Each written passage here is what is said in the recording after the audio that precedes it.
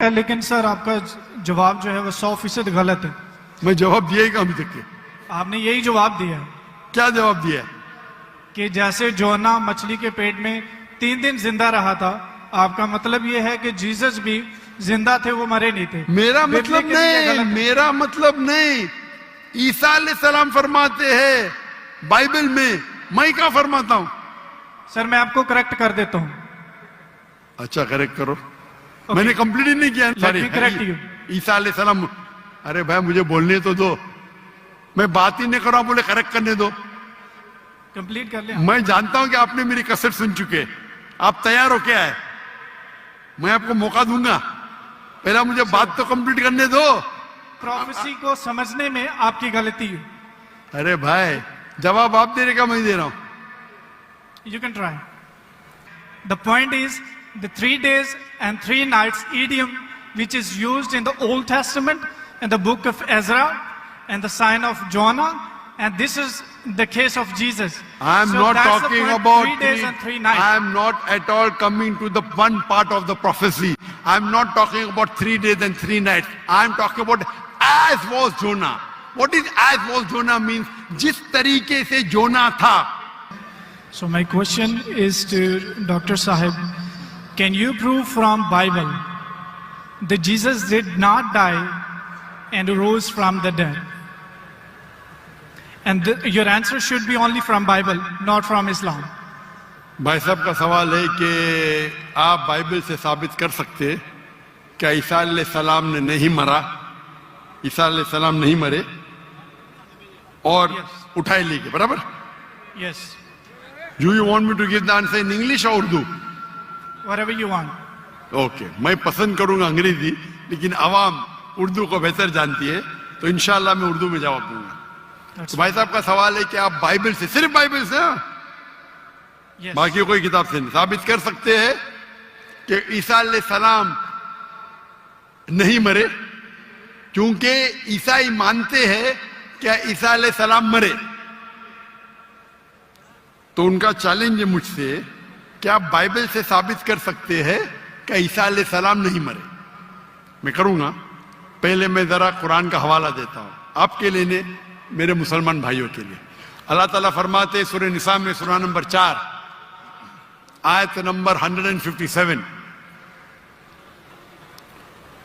उन्होंने कहा, यहूदों ने, लक़द कफ़र लज़ीना क़ालू इन्नल्लाहु मूसा इब्न मरियम, वो कहते हैं यहूद कि हमने कत्ल किया ईसा अलैहिस्सलाम जो मरियम अलैहिस्सलाम के बेटे थे। और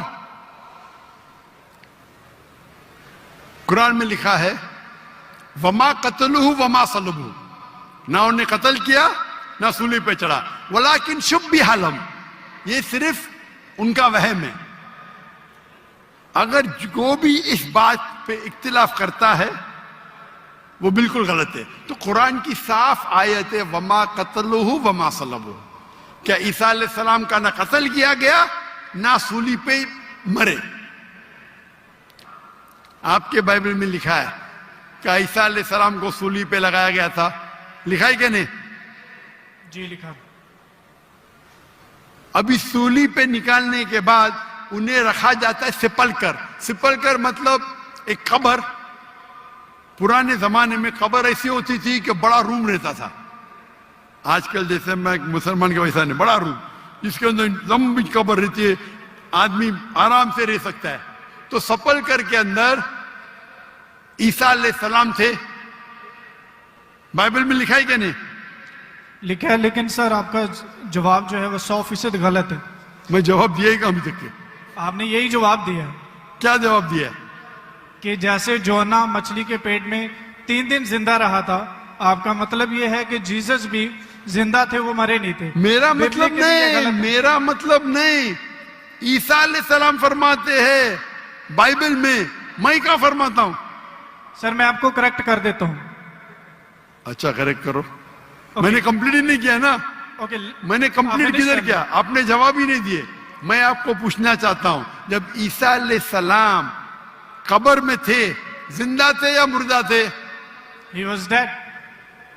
अने यूनुस अलैहिस्सलाम जोना के जैसे नहीं थे। आपने अभी कुछ देर पहले कहा कि जोना जिंदा थे, अभी आप कहते मूसा अलैहिस्सलाम मुर्दा थे। Let me correct you. ईसा अलैहिस्सलाम। अरे भाई मुझे बोलने तो दो, मैं बात ही नहीं कर रहा हूं, बोले करेक्ट करने दो। कंप्लीट कर लिया। मैं जानता हूं कि आपने मेरी कसर सुन चुके, आप तैयार हो क्या है? मैं आपको मौका दूंगा, पहला मुझे बात तो कंप्लीट करने दो। बात ही कंप्लीट में करेक्ट हूं। मैंने गलती किधर की? आपको जवाब देने का, मुझे थोड़ी।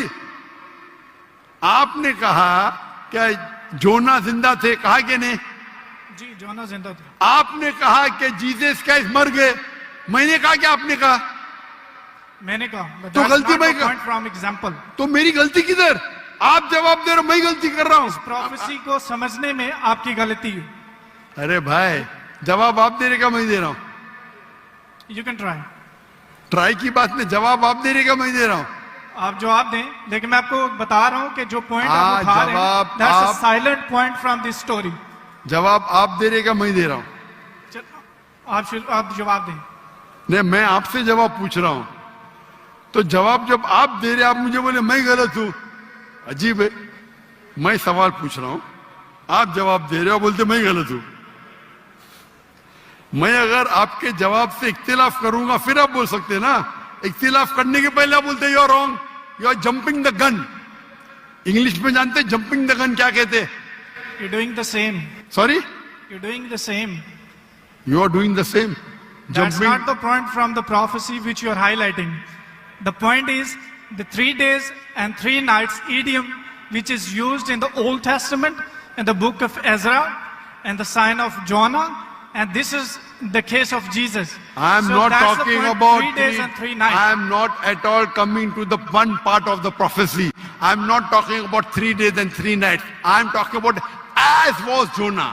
What is as was Jonah means? जिस तरीके से जोना था उस तरीके से ईसा, वो 3 दिन और 3 रात पे बाद में आएंगे। आप लाइन से जाओ ना। जंपिंग द गन मतलब उड़ी मारना। लाइन से जाओ ना, 1 2 3 4 5। आपको डायरेक्ट जाने का मेडिकल कॉलेज में, पहला फर्स्ट स्टैंडर्ड तो पास करो, सेकंड स्टैंडर्ड तो पास करो। आपको अगर पता नहीं जंपिंग द गन किसको कहते हैं, तो आपकी अंग्रेजी कमजोर है। क्या कहा ईसा अलैहिस्सलाम ने? जिस तरीके से जोना, तो जिस तरीके का भी तशरीह हो रही है, 3 दिन और 3 रात तो बाद में आएगा।